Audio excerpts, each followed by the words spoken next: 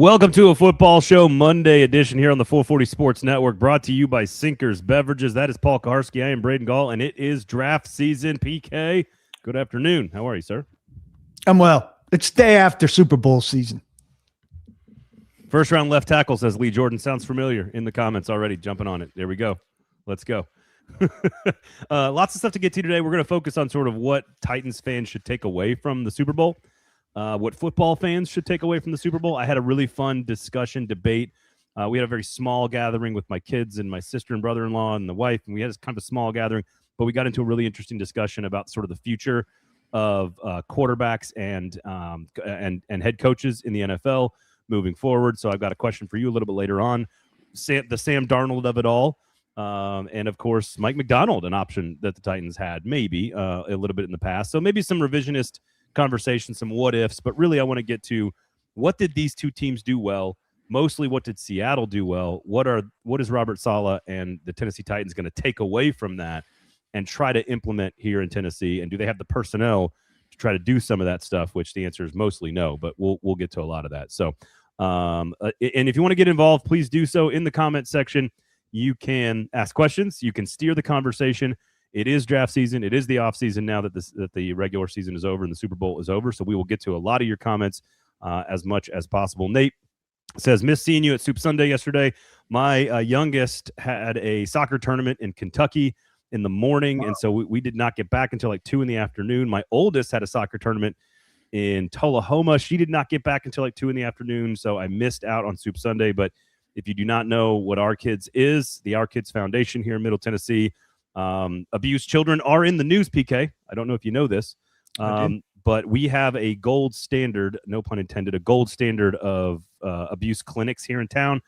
The Our Kids Foundation, one of the second or third largest clinics of its kind in America. I used to be on the board with some of the most amazing people. So, Nate, thank you for being there and supporting Our Kids. They do it at Nissan Stadium every year. It's a great event, but they raise money to help take care of sexually abused children. I know it's an uncomfortable subject, but go check it out. The Our Kids Foundation, that's ourkidscenter.com, I think is the website. They're a bunch of amazing people, so go support them. And again, Nate, thank you for doing that. Bustin says, turns out Vrabel with time to prepare might not be as good in important games. Let's not go crazy. Just yet. Vrabel lost. We were all able to sleep well, brothers. I mean, everybody now, he says he can't win important games. Like 2 weeks ago, was that not an important game?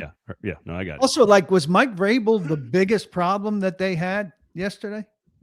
I think just overmatched on talent. The other team was significant. So the thing is, and we'll get to this, but like the way I was looking at the game, I think Nick and I talked about this, and I think you and I talked about this. Seattle is the far superior team with the far superior roster, but I think Mike Vrabel with 2 weeks to prepare can close the gap and pull the upset. That was sort of the analysis. And it turns out that sometimes when everybody and their mother picks a team to win, it's because they're actually just better. I mean, he didn't have a good game. They didn't have a good game.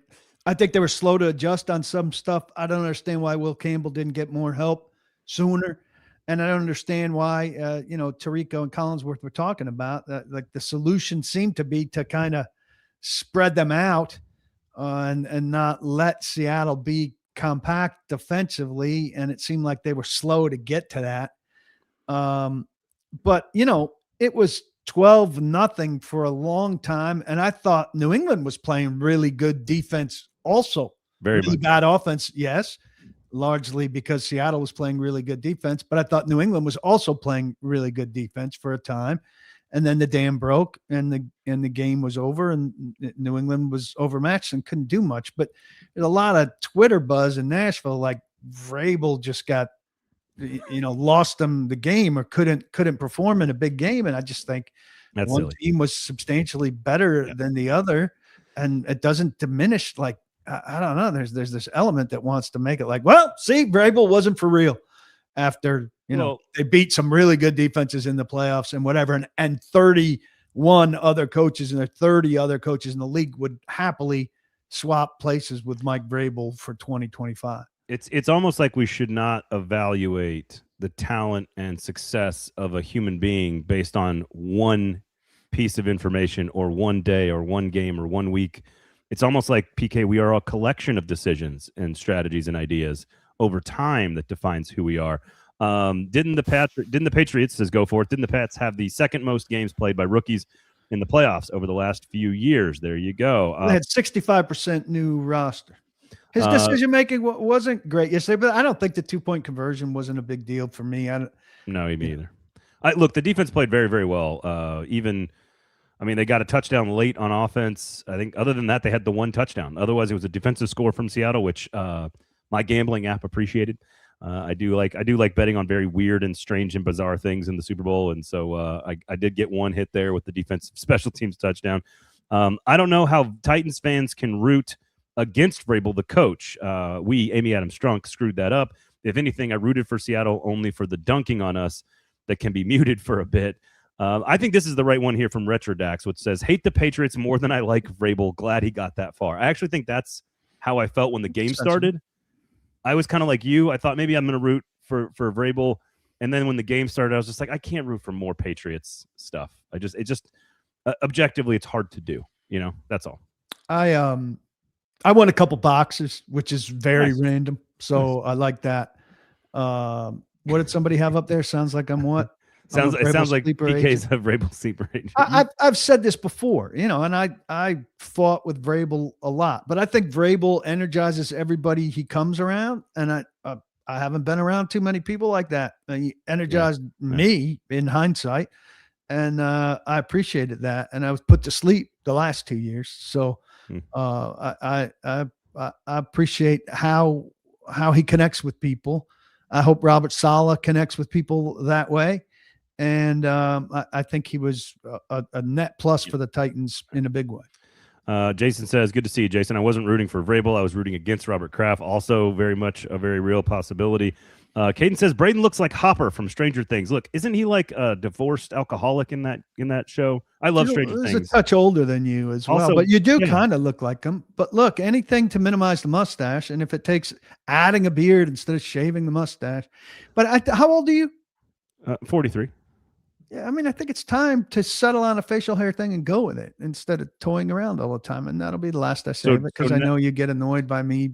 No, I'm not annoyed about your facial hair. I'm not annoyed at all. I think you try to annoy me, and it's quite comical.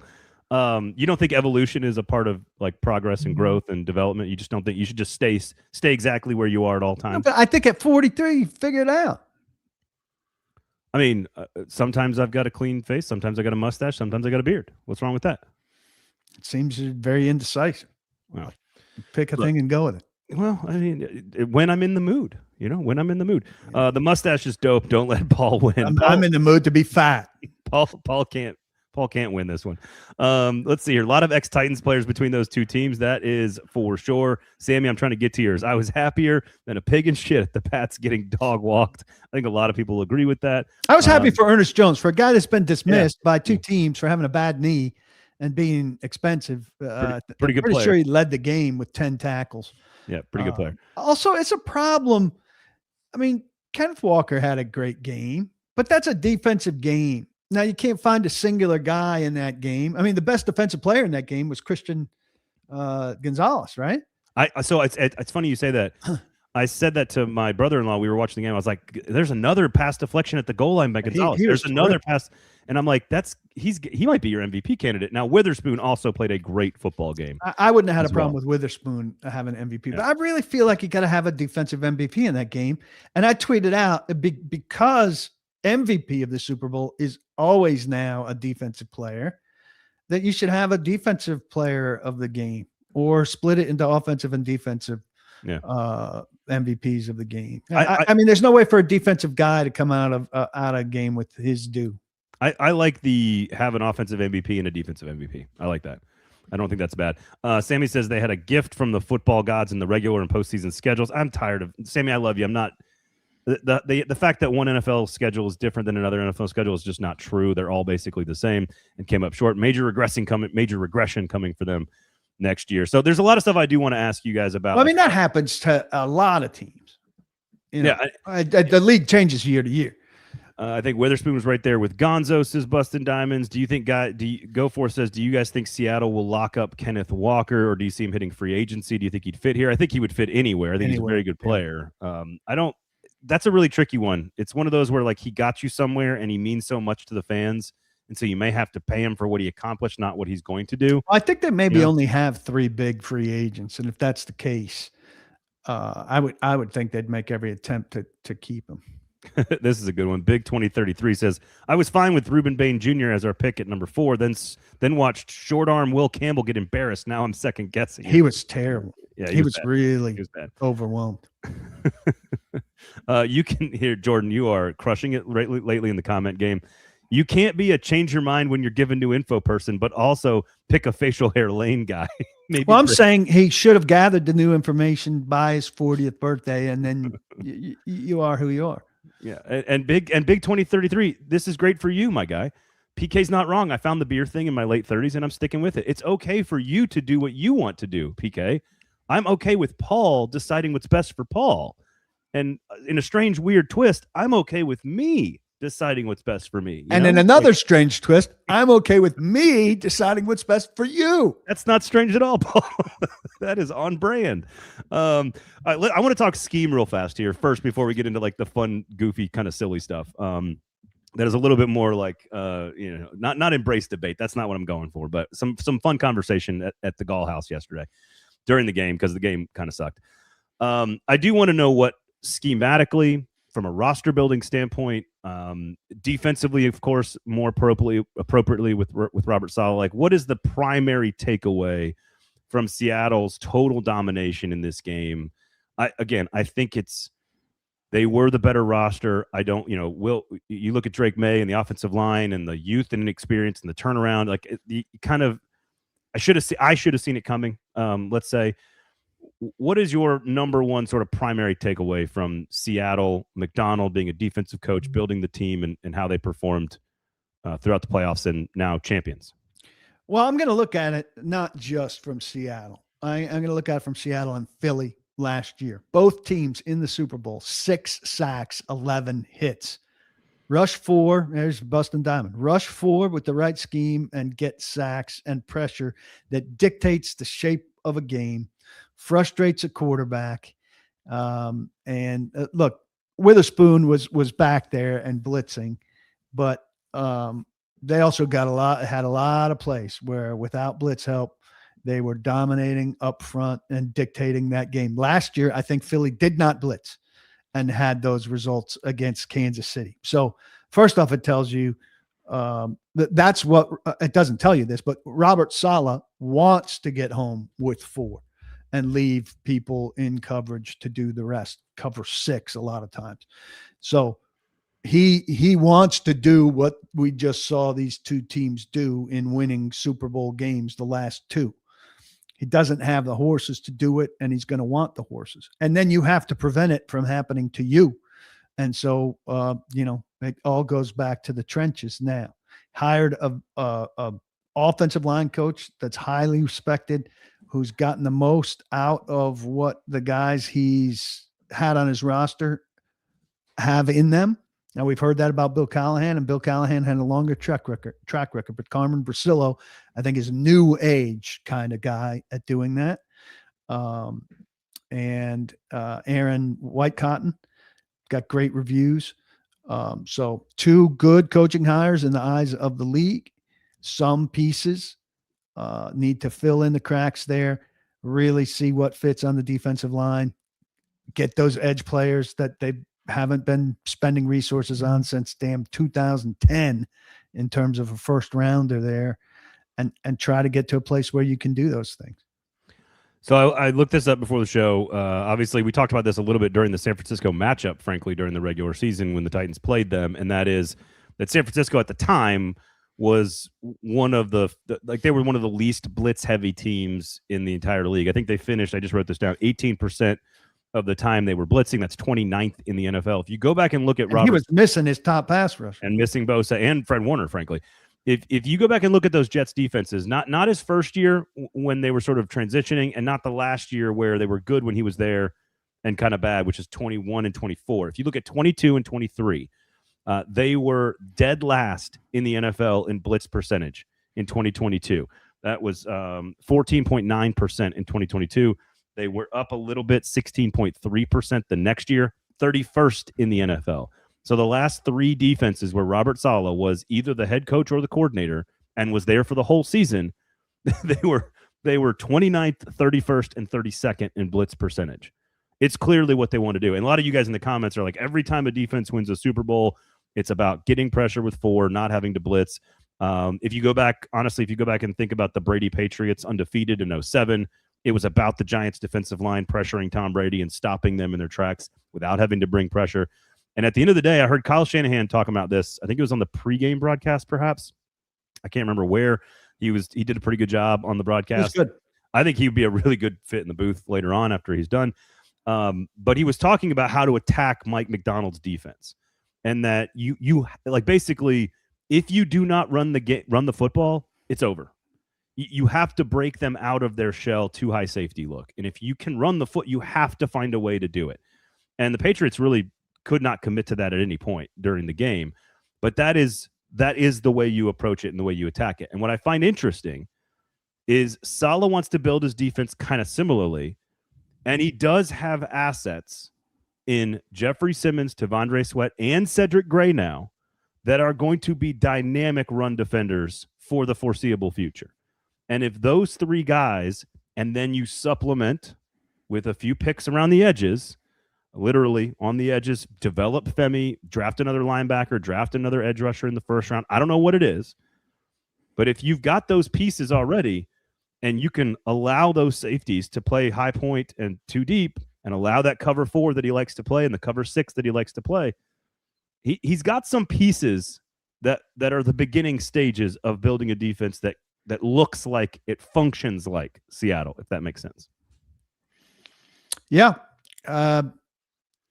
It's a matter of who's doing it, right? And how they fit the way he likes to do it. But, I think put up Ryan there, Sweat absolutely fits this. It starts with stopping the run while also playing 2 deep safeties. That's fine, but you can't have strictly run stoppers. No, yeah. And Sweat so far has strictly been a run stopper. He hasn't penetrated. And we can have this conversation over and over and over again. If he's not a more dedicated, more committed guy, it starts there. But it's got to be more of a penetrator. And there has not been a guy. Go back and read Mike Herndon's very detailed thing that broke down the Titans' current roster and how it fits into what Saleh has done historically. He's not had a guy like Sweat. Hasn't looked for a guy like Sweat. So, don't make it like there's not a thing to be sorted out there. There is. Yeah. The Patriots were moderately successful running the football. They just moved away from it too early, says Caribbean Dan. It's also wild how the league shifts from Big 2033. I used to get trashed. I used to get trashed when analytics nerds started saying an effective run game didn't matter. I think it's about running the football when you have to. Like if there's a moment where it's, whether it's poor weather like the Patriots faced two games ago, whether it's 4th and goal, whether it's with a lead trying to run the clock out, it's about being able to run the ball when you have to and when they know you're going to do it. You got to get those, like you said, you got to get those Seattle safeties up. I mean, if you let those Seattle safeties be where they want to be against the pass, there's not a lot of room. And then you got to be precise. And Drake Maye just was not precise yesterday. Now, his shoulder was probably a part of it. He's not as bad a quarterback as he looked to be yesterday. I fully believe Seattle would have had him out of his game no matter what. But I think there's an element, 10, 15%, I don't know what, but enough of the shoulder being a factor that also benefited the Seahawks. And that's not to take anything away from the Seahawks. He never found any rhythm, right? He finally made a pass over the middle. But you do a collage of the first half plus the first half of the third quarter. I mean, they weren't perfect balls to his receivers or targets by any means, but there were some catchable balls, but nothing was in sync and nobody was making the play that was like, all right, here's the one first down that could get things going. It just wasn't happening. And Seattle just thrives on that and builds on that. And they get the rhythm. They get that, what feels like that offensive rhythm going on the other side where they're like, us not letting them do anything equates to our rhythm where we're making them punt and punt and punt. This is an interesting comment from RP8750. Hainsworth said he thought Sweat and Simmons weren't allowed to tee off to really get after the quarterback on the Bullock podcast. I mean, Simmons just set a personal record for sacks, and set a record for the Titans defensive tackle for sacks. So I'm not sure if the stats back that up. Will it be different under Saleh? I think Sweat's got to prove that he can be somebody who tees off on quarterbacks, right? Yeah, I think they were more free.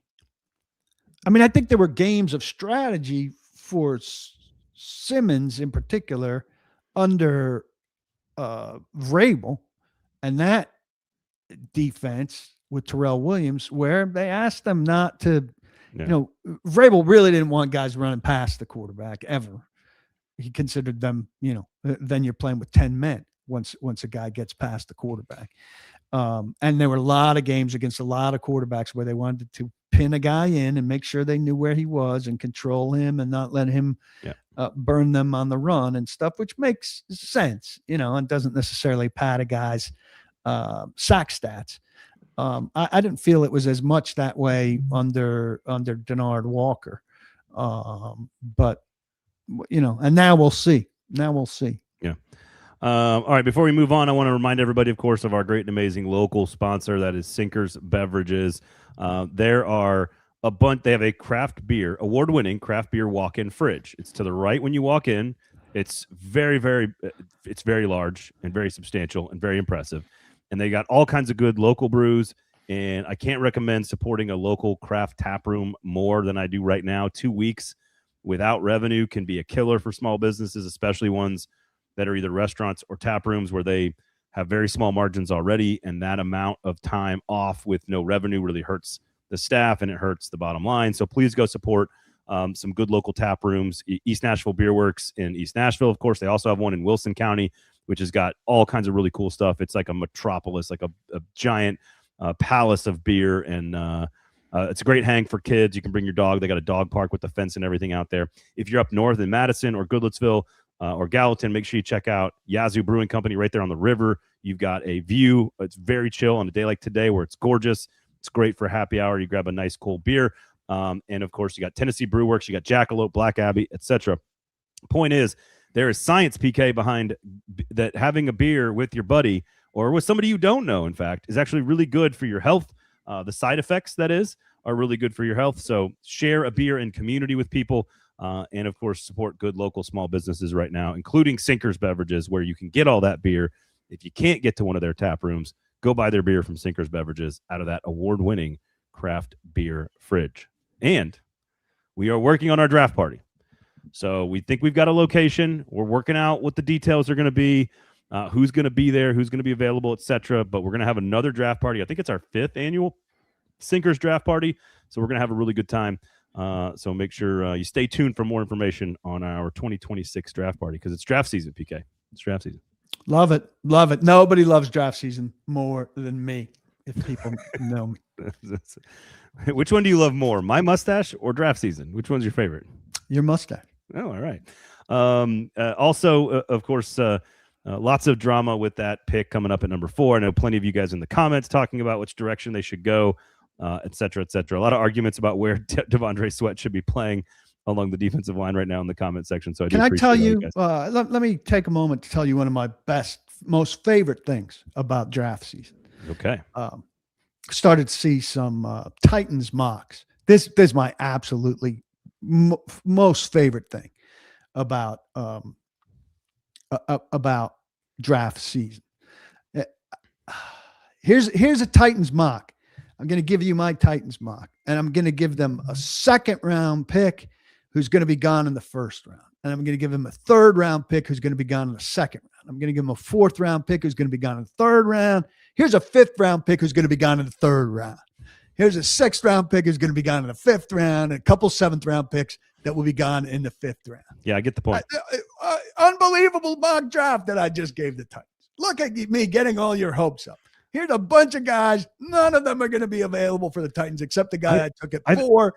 Enjoy, Titans fans. Look at me. I'm a draft genius. I think the Titans should take Ruben Bain at 4 and David Bailey at 35. I think they should do that. I found all these guys. It's unbelievable. All guys that we've been talking about already so far, and they just happen to be slipping like crazy. The rest of the league doesn't like them.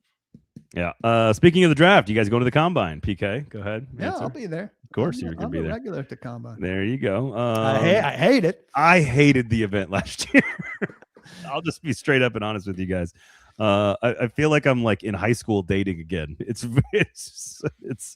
man, or maybe best thing about the combine. I mean, talking to Sala and talking to Borgonzi will be great.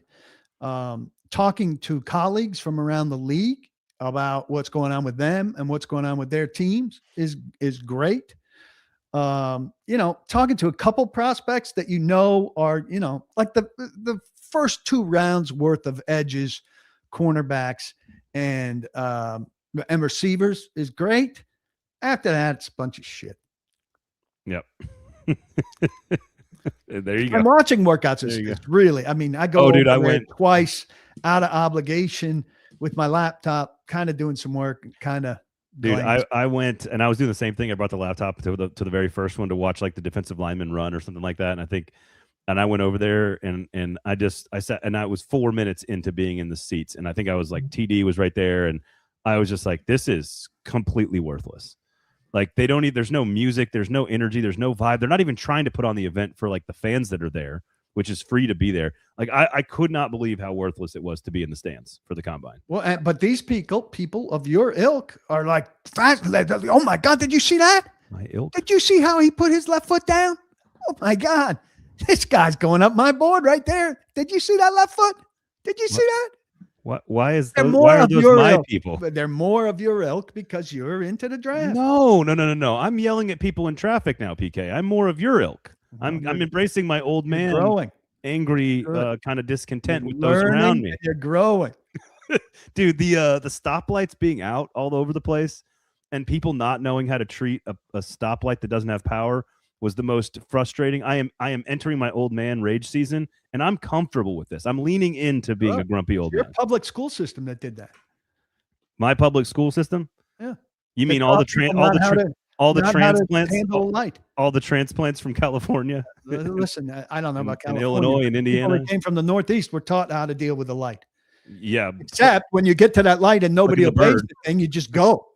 You're going to sit there. I'm going to go. People in the Northeast are taught to dog cuss each other is what they're taught to do. All right. Nothing I enjoy more than watching dudes exercise in their underwear. That's exactly correct, Z Dean. Just remember, if you guys say Sweat doesn't fit because of Salah's history, then keep that same logic as Bain. Keep that same logic with Bain. Salah drafted Michael Williams, Will McDonald, Jermaine Johnson, all lengthy, rangy edge players. Yeah, that is totally true. Yeah, we know that. David Bailey's the guy, folks. David Bailey's the guy. That's on this at this point. Hopefully not at 4. At this point of the process, also, that's everything needs to be couched with at this point of the process. So I also think, and I've said this before, I think there will be teams that take Ruben Bain off their board altogether.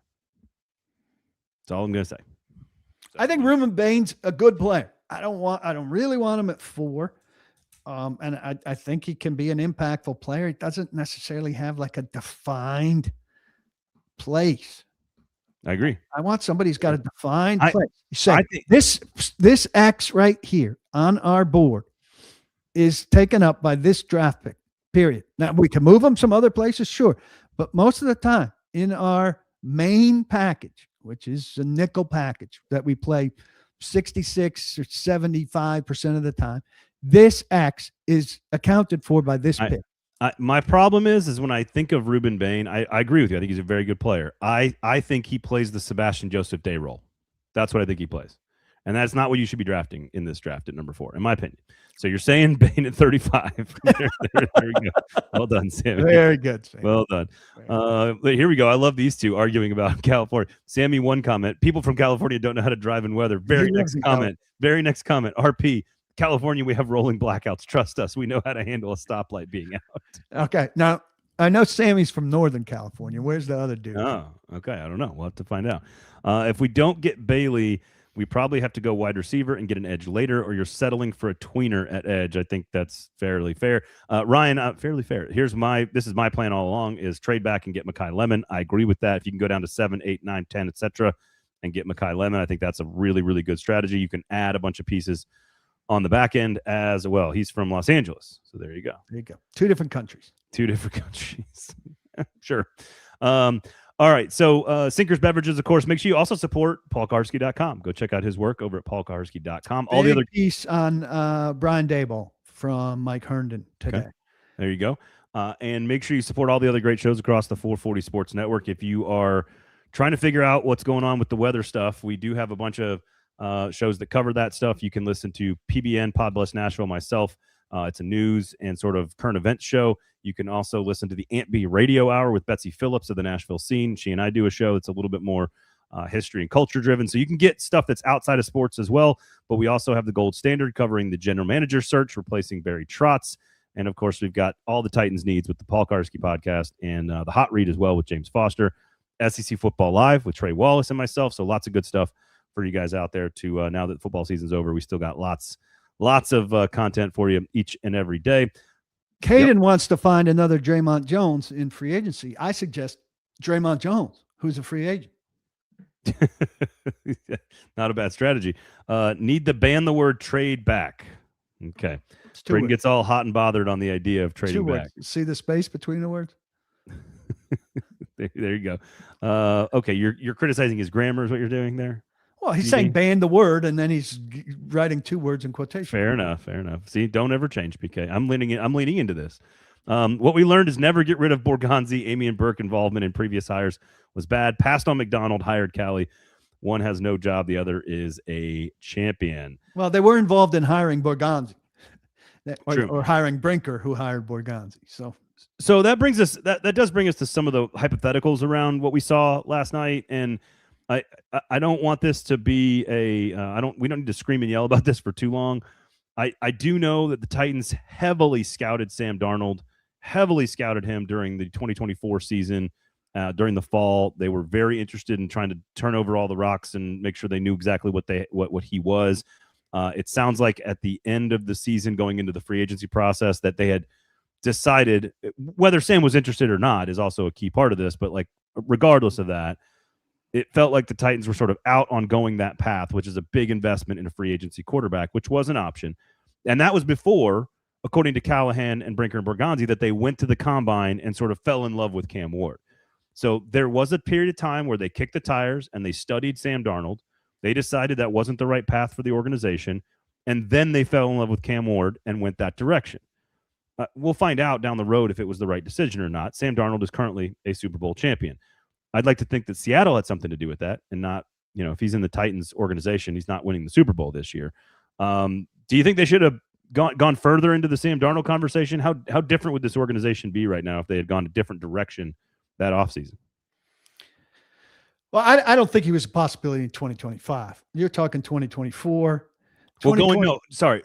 They scouted him during 24 and then coming into the free agency period where he went to Seattle before 25, before Cam Ward, as Borgonzi is coming on board as the general manager, that they had kind of decided we're not going that direction. Yeah. Does that make sense? No, I think that's completely reasonable. I do think, it's a logical conclusion to think you win 7 or 8 games with him. And as you're resetting the franchise, you need to, go for it in a bigger way. And I don't think Sam Darnold's coming here. I think that, the biggest Sam Darnold guy in town thinks like the Titans. I mean, just this thing like, well, why not keep Derrick Henry? Well, because Derrick Henry had a say in the matter. Why not get Sam Darnold? Well, first off, Sam Darnold had a say in the matter. Seattle's a much better place to go for Sam Darnold. Coming in, I said this right away. If you come in with Brian Callahan at the beginning, that's one thing. You tie yourself to a coach at the beginning of a regime. You're his guy. You're going to try to raise this thing up together. Coming in with Brian Callahan, who's hanging on by a thread, right, and really has to, change everything in his second year. And it's hard to buy into that for even his closest confidants, probably. Better yet, an outsider. That's not a safe place to go. Odds are he's not going to make it out of that year while the Titans are trying to be patient, trying to do the right thing, trying to give it a chance. Probably if you sign a 2 or 3 year contract with the Titans, you're going to be going through a regime change and you have no idea who the next guy is going to be. That's not safe. That's not safe. Now, if you go into Seattle the way you did, where things are trending in a good direction, where the organization's historically been a stable place, it's changed coaches once in, 16 years or whatever it is. It's a lot different. The GM's been there and built a Super Bowl team and has a resume and has been there for 15 years. It's a lot different. I just don't think enough thought is put into that. So I don't see what the attraction of the Titans is to Sam Darnold. Now, I always say you can win with money, but I don't know that the Titans are going to blow the socks off of him financially in order to get him here when they've got the first pick in the draft and they think that Cam Ward's going to be pretty damn good. You can listen to the Jared Stillman Show, Stillman and Company, on the 440 Sports Network every weekday from 2 until 3, who is the captain of the Sam Darnold fan club. And what's funny is that in true Stillman fashion, he is both right and wrong all at the same time. His argument is that Sam Darnold is better than people think, and he has been. He has disproven. Robert Saleh was involved in the decision as a part of a group with the Jets to decide to jettison Sam Darnold and draft Zach Wilson. That was probably a mistake. The trade of Sam Darnold also wasn't great in any of this stuff. You can be ruined by an organization, but Sam Darnold wasn't doing anything. He got better with the Panthers near the end of the season, and then ended up going to Minnesota and doing something. And the Panthers moved on also, right? Right, and exactly right. And he goes to Minnesota, who moved on. And now the GM is fired for it when they stuck with McCarthy instead of trying to franchise tag Sam Darnold. So people have been lost jobs in the wake of passing on Sam Darnold. But I also, what's interesting, and I think Mike says this in the comments, Sam Darnold is fine, but he wasn't the bus driver for the Super Bowl team. So in one sense, Stillman is correct when he says Sam Darnold has been better than almost all of you all out there have thought. That's true. But he's not the reason they won the Super Bowl. He's not the driving force of the reason they won the Super Bowl, and he was never an option for the Tennessee Titans. Both parties, neither side wanted to come together and create an agreement. So we can't do the revisionist thing and say they should have just gone and done this, which is where he takes the conversation and jumps off into another category, right? So again, you look at what the Seahawks had in place when they decided to, and it's a bold strategy, Cotton, to go sign Sam Darnold and trade Geno Smith. There were a lot of folks that thought that was a bad move for Seattle. That trade DK Metcalf, a lot of folks thought that was a bad move. It turns out they know what they're doing. And they also had Jackson Smith and Jigba, who was as good a receiver. He's offensive player of the year. Who do the Titans have like that for Sam Darnold? So this thing where you just take a guy who's in a good situation, you plop him into this situation, you think he's as good. Well, 4 years of bad Sam Darnold suggests when he's in a bad situation, he's not good. Yeah. But if he's in the Titans' bad situation, he's going to be good. That's just Jared arguing Jared. Sure, I like the guy, and he's gotten good, so he would have been good here. And he was in the Jets situation, which was as bad as the Titans situation, and he wasn't good. He needs to be in a good situation. And it kind of leads me to, I'm not really ready to ask you my Vrabel Drake Maye question yet, but it does lead me to, I have this theory that I have been working through that it is so much easier to play average to slightly better than average quarterback in the NFL than ever before. My theory is that, I think Jordan Love is an average quarterback. I think Sam Darnold is an average quarterback. I think, a lot of these guys that get paid, that now people are concerned about the contracts, whether it's Tua or Kyler Murray or any of these guys. I think they're just average to slightly better than average quarterbacks, varying degrees of good.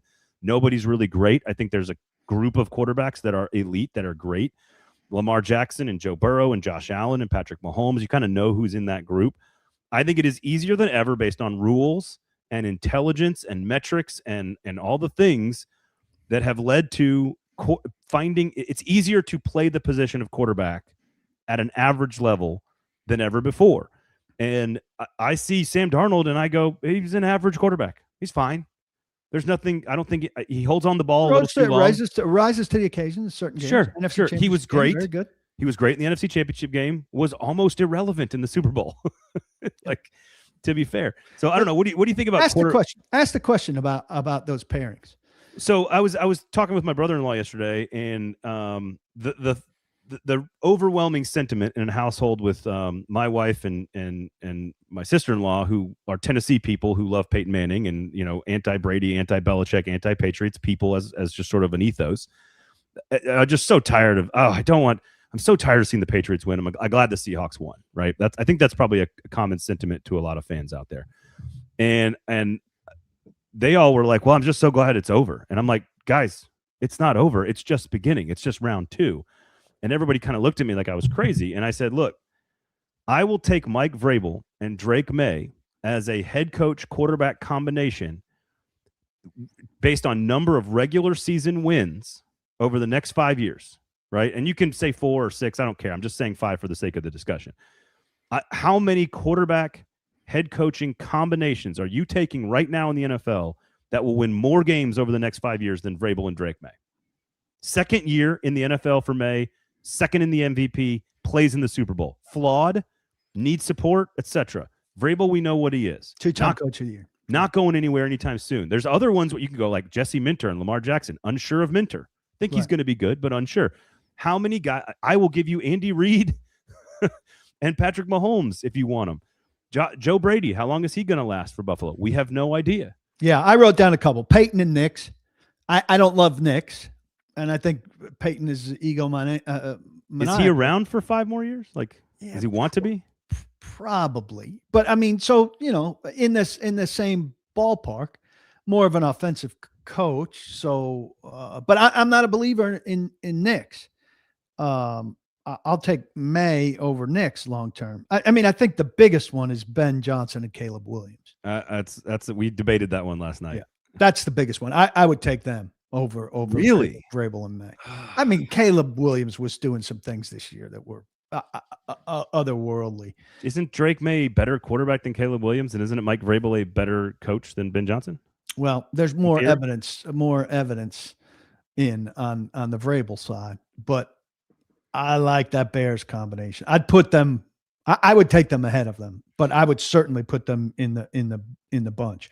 I mean, are we saying Shanahan Purdy? Is that eligible? I think we got to that one late in the conversation. I'm impressed that you got to it so quickly, because that one kind of slips people's minds. But if he's under contract now, signed his extension, Purdy is so much better than I thought after I saw him live against the Titans this year. And for a while I was thinking, well, that's a plug and play guy, and Shanahan can play. He's good. He's really good. Yeah, he's very smart. He's a very smart player. Love LaFleur. Love is not as good as these other quarterbacks we're talking about. I agree. He's not. Burrow, Taylor. I mean, if they don't win, Taylor's going to be out. So so Ray Skull says, too soon to say, Braden. People said the same thing about Burrow and Zach Taylor during their Super Bowl run, and now people are asking if Burrow will retire early. Your point, I think, is the valid one. I think hypothetically, if Burrow's healthy and Taylor could be there for a while, in theory, but if they have another if they don't do some winning, they have another bad season, he's out. You got to get him out of there.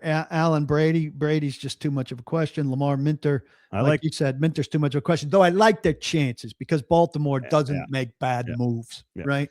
I like the Harbaugh-Herbert combination as well. I think Harbaugh's I'm kind of done with her. I mean, I think Herbert with McDaniel now has as good a chance as he's had in some time, but it's been a long time already, and he's not broken through to the level he should break through. Is he going to be a late bloomer in terms of the winning when it matters?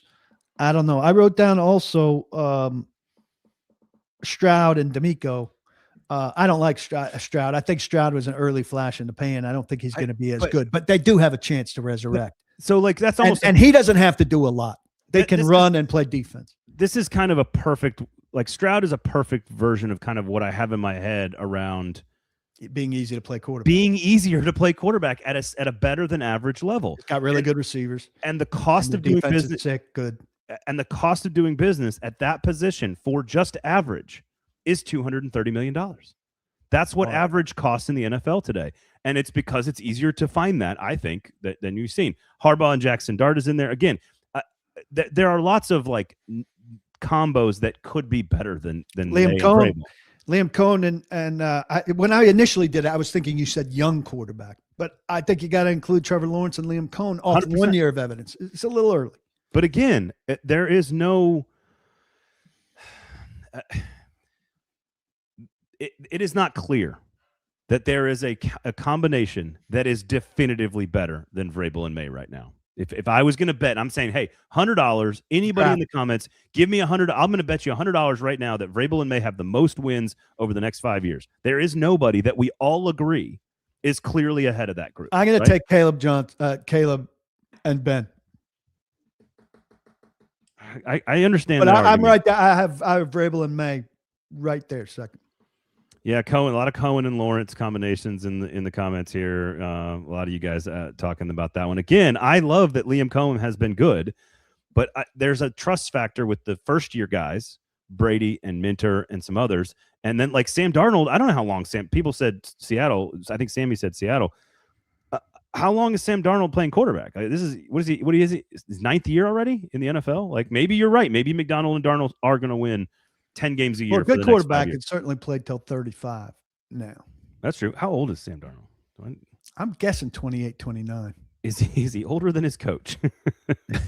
He is 28 years old, but he just finished his 8th season. So you're right. He could probably play 5 more years. That's probably fair. That's probably fair to do. The point is, there is nobody definitively clearly ahead of them. And I still think we are in for another round of Patriots excellence. I don't think it will match what they got with Brady and Belichick. No, I don't either. But they're going to be good. Regularly influential in the AFC. Regularly.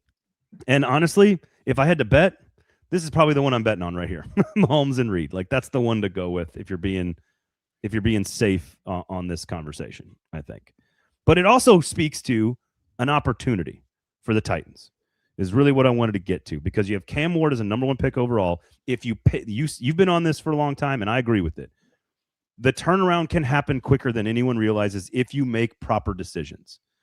And at the end of the day, if Robert Saleh is the right guy, there is no reason why the number 1 pick and the new coach should not be able to find success and build a winning team quickly, right away. This doesn't matter. Go to Caribbean Daniel.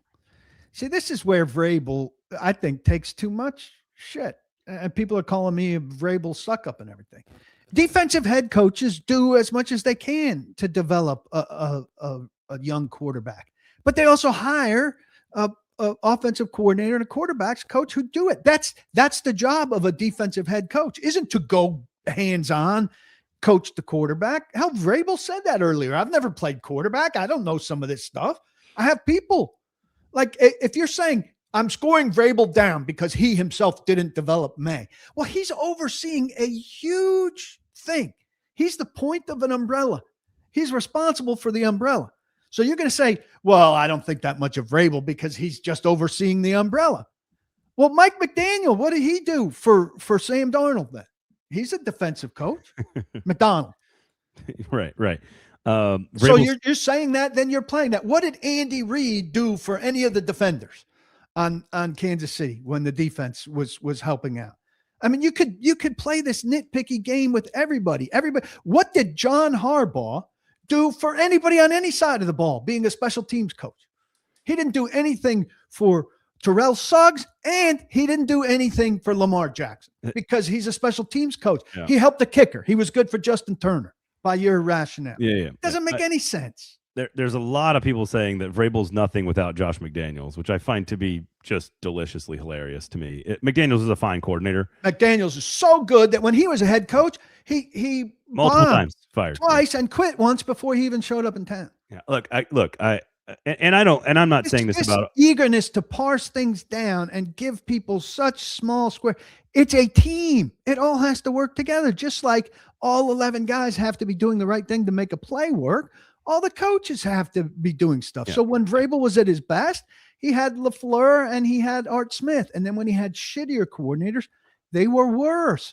But it looks like Mike Vrabel in this stop, some people want to say, well, McDaniel was forced down his throat by Kraft. Isn't it possible that Mike Vrabel, after 6 years here and a year off, saw some of his deficiencies and said, you know what? I need Josh McDaniel. He'll be the best coordinator I ever had. And I need to tinker with this and that. And I'm a relatively smart guy. And maybe my ego got a little out of check and I got to make these adjustments or whatever. And I still, acknowledge deficiencies and do things. Can he be a smart coach who made adjustments? What's fascinating is you guys are all ripping on him, Vrabel, that is. And I'm not saying all you in the comments are doing this, which is like sort of delusionally whitewashing all of Vrabel's goodness away from this conversation. I'm not saying that you guys in the comments are doing that, but I do think if you are going to knock him, like Matt LaFleur, Arthur Smith, and to be very clear, Josh McDaniels were his offensive coordinators. Say whatever you want about how they got there or who led the charge or who beat the table to get those guys.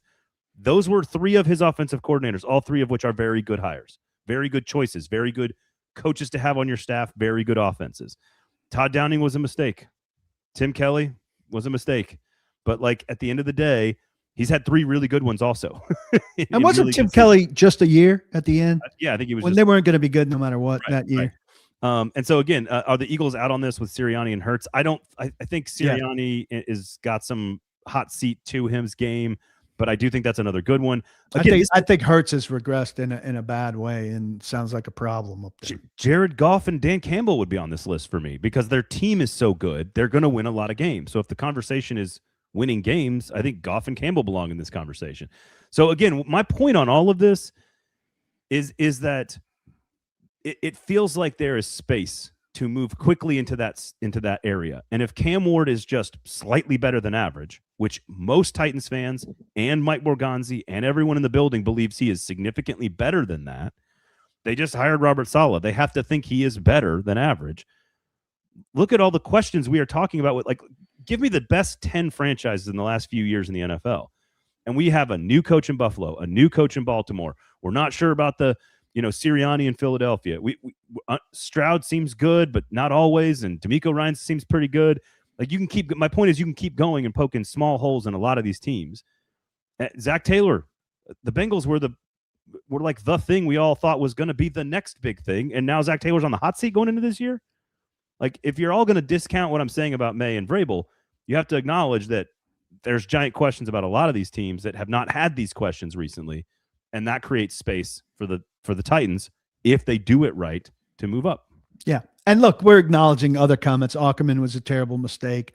Bowen wasn't a great choice. Absolutely. It wasn't. Schwartz might not have been healthy enough to have taken that defensive coordinator position. People don't know the whole Schwartz health story behind the scene. But, certainly, Vrabel had staff issues. It could be a good coach and make some bad staff decisions overall. I mean, there are very few coaches that don't have some kind of, Andy Reid and Sean McVay are not coaching every team in the league. So Sergeant Bubbles, great comment here. Last night's game made Vrabel's job of turning New England around look even more impressive, getting that roster to a Super Bowl in one offseason. Totally agree with that. Yeah. Seattle was clearly better at most positions. I didn't see them as often as I would have liked. Will Campbell surely played better than that. Surely. Zach went from hot seat to longest tenured coach in his division. Yeah, that's right. Just by sitting in his office. Just by sitting there and doing nothing. This is what I'm saying. I don't know. Again, it may not mean that anything the Titans are doing is going to result in anything. We don't know. But I think there's opportunity there, and I think we've made that pretty clear. So is there anything about McDonald? Sinkers Beverages, paulkarski.com. Please support good local tap rooms, all these great local breweries, Yazoo, East Nashville Beer Works, Tennessee Brew Works, Jackalope, etc. Is there anything about McDonald and the decision to go Callahan over McDonald? Again, I don't know. It takes 2 to tango. I don't know or remember if McDonald would have come here and said, yes, Seattle was clearly a better situation from a roster standpoint. What do you make of the McDonald of it all? Because we looked at the Dolphins, and the Dolphins this year have selected sort of the second choice of the Titans as a coach, and Halfley the second choice in the GM and in Sullivan. Seattle's up there with McDonald, who was a very high level candidate for the Titans 2 years ago. Yeah. It's funny, that game. I don't think everybody's thinking about the Vrabel angle. Not too many people are thinking about the McDonald angle, but 2 coaches that the Titans, one they could have had and one they might have wanted and should have wanted. Clearly a much better choice than Brian Callahan. So, again, though, Seattle, a much more attractive job, much better roster, coming from a much better place, and with a proven GM. I mean, Rand Carthon was involved in the hiring of the Titans' last coach. If you're talking to Rand Carthon versus talking to John Schneider, and you're a good football person, I think that's pretty clear who you'd rather work for and who has more stability and long-term vision and proof of concept. So, I think anybody given that choice is going to lean to the Pacific Northwest. I should have thought about this. Mike says this. How does everyone feel that Cam Ward probably had his best game as a rookie versus the champs? Now, there was some game flow elements to that where Seattle kind of got up, but I do kind of agree with the basic point, which is that Cam Ward played one of his best games against the now Super Bowl champions. Yeah, it's nice. Certainly a nice bonus to have that film. Somebody also, Ed Henry saying in here, I don't think McDonald was considered modern offense. And, that's fair. And the Titans should have been looking modern offense there. They missed. And again, none of us were critical of that hire at the time. No. I look completely solid. And I'll say this about Saleh, even though there's more experience there, right? More knowledge, more data. But at the end of the day, every single time you hire a coach, it is a guessing game almost all the time, unless you are hiring Coach K or Vince Lombardi or whatever, like you are guessing at sort of what you're getting because you just don't know. So many things are about timing. Look at McDonald, youngest coach of all time. It doesn't mean he's the greatest coach of all time, but you had to make the Darnold move. You had to go get Ernest Jones. You had to draft well over years before he got there. It just takes so much to get to a Super Bowl championship. I do think the whole point of the league, though, like literally how it's designed, is to create most teams within a couple of decisions away from being good, right? Like that is the whole goal of the NFL, is to create parity so that you make a couple good decisions, you can be a good football team and competing for playoff spots pretty quickly. So, yep. And it's just Titans' turn. You hope it's Titans' turn. Somebody asking when should we hear from Daboll? They could make him available at the combine, or they might wait until OTAs. That's really up to Saleh. At no point, says Ray Skull, at no point during the Tennessee-Seattle game did Cam look out of place. I agree. While Maye looked way over his skis throughout the entire Super Bowl. Now, different situation. You're going to do different things in a Super Bowl with 2 weeks to prepare, et cetera. So. Yeah, and also, Seattle has evolved. The best team in the league evolved over the course of time.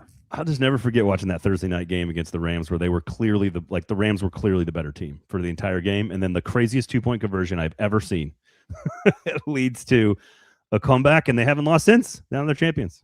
So. Speaking of Daboll, I'm going to throw a link into the okay. Maybe not. How soon before the coaching staff is finalized? I think most of it's done. They're working on linebackers right now, and they have a couple. I said the other day, Ben Bloom is still connected to the team. Unclear if he's going to take some kind of lesser role. Robert Smith, the defensive run game coordinator, still connected to the team. Renee Stewart, the special teams assistant coach, still connected.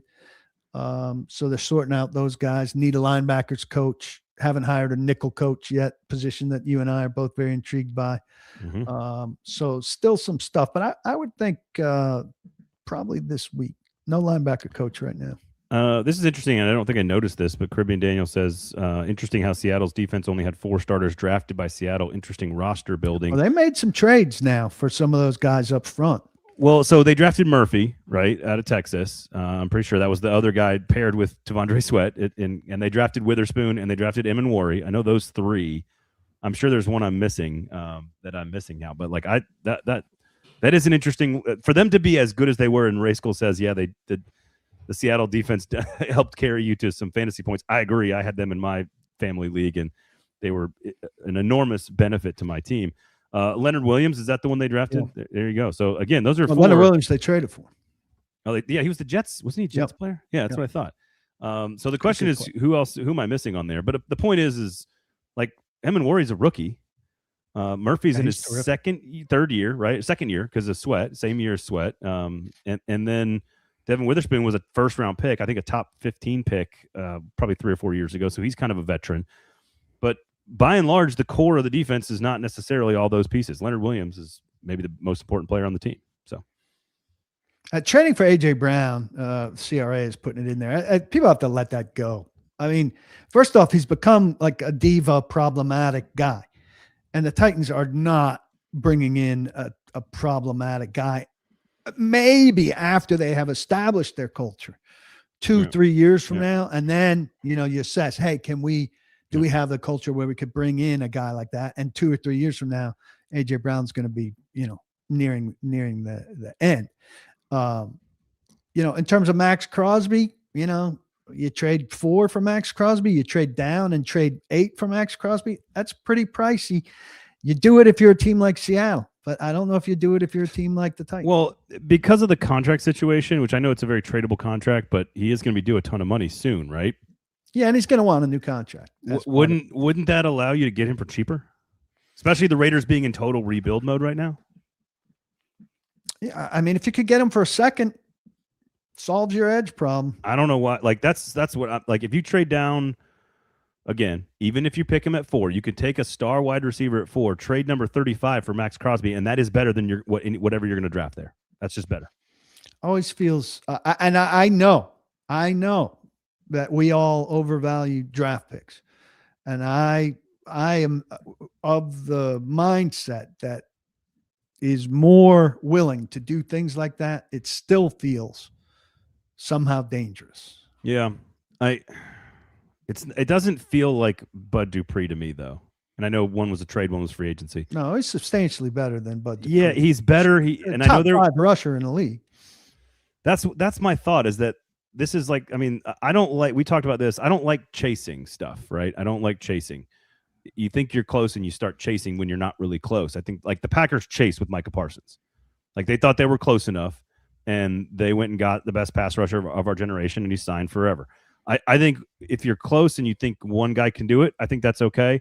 Or if it's a guy that is he is proven, there is no doubt, like he's not going to take a step back. There's no torn ACL from last year, an aging player like Dupree or some of the other guys they went after. I'm a little bit more comfortable with Crosby. But if you told me you can get him for, like, this is not 32-year-old Julio Jones, right? Like that's not what this is. What do you think about Trey Hendrickson, who doesn't cost you anything? He's older, right? Like 3 years older, 31 maybe, I think. 31 years 32, old. I think. And Crosby's 28. If it doesn't cost you anything and it's just cap space, maybe.